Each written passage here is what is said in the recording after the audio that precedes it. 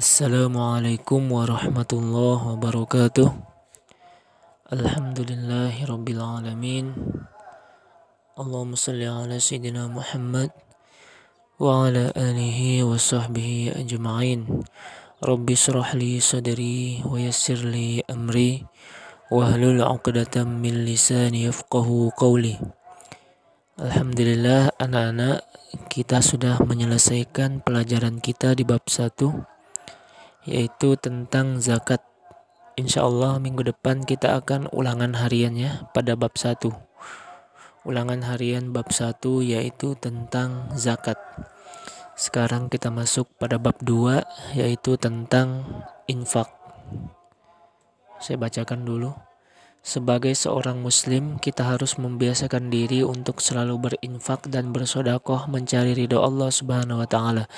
Dengan berinfak dan bersedekah, kita ikut membantu dan menolong kaum muslimin yang kesulitan.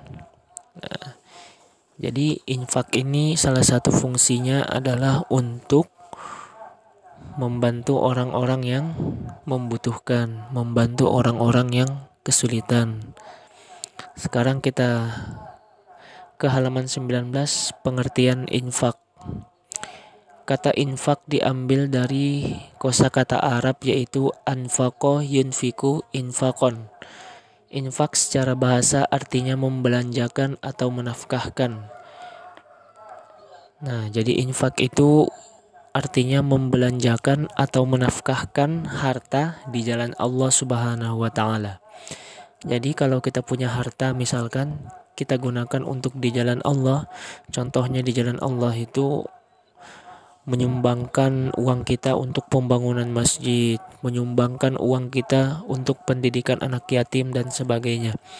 Apabila harta kita gunakan untuk hal yang demikian, maka itu disebut dengan infak. Adapun infak menurut istilah agama Islam yaitu menafkahkan atau membelanjakan sebagian harta benda yang dimiliki sesuai yang diperintahkan dalam Islam, seperti menginfakkan harta untuk pembangunan masjid, madrasah, jalan untuk dakwah Islam, dan kepentingan lainnya yang diridhoi oleh Allah Subhanahu wa taala. Nah, seperti yang saya jelaskan tadi, menginfakkan harta itu bisa seperti untuk pembangunan masjid, madrasah, jalan untuk dakwah Islam, jembatan, dan lain sebagainya. Infak juga tidak harus diberikan kepada golongan tertentu, melainkan kepada siapapun. Misalnya orang tua, kerabat, anak yatim, dan lain-lain. Beda dengan zakat. Kalau zakat ada orang-orang tertentu yang mendapatkan. Kalau infak ini kepada siapapun, tidak ada masalah. Menginfakkan harta benda yang dicintai di jalan Allah Subhanahu wa taala tidaklah sia-sia, bahkan mendapat pahala lebih besar dari yang pernah dikeluarkannya. Nah, harta yang kita keluarkan itu tidaklah sia-sia, melainkan akan dibalas oleh Allah dengan pahala yang sangat besar. Karena pada dasarnya harta yang kita miliki itu adalah harta yang kita infakkan, bukan yang kita simpan. Infak juga berfungsi sebagai kesempurnaan iman dan Islam seseorang. Allah Subhanahu wa taala berfirman dalam surah Ali Imran, "Lan tanalul birra hatta tunfiqu mimma tuhibbun, wa ma tunfiqu min syai'in fa innallaha bihi 'alim." Nah, itu ya. Jadi kesimpulannya, infak itu adalah menafkahkan atau membelanjakan harta di jalan Allah Subhanahu wa taala. Menginfakkan harta bisa untuk pembangunan masjid, pembangunan madrasah, pendidikan anak yatim, dan lain sebagainya.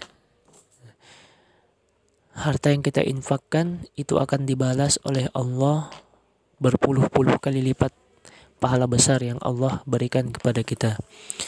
Baiklah anak-anak, mungkin itu saja yang bisa saya sampaikan pada materi infak hari ini. Jika ada pertanyaan, silahkan langsung hubungi saya di WA. Cukup sekian dan terima kasih. Wassalamualaikum warahmatullahi wabarakatuh.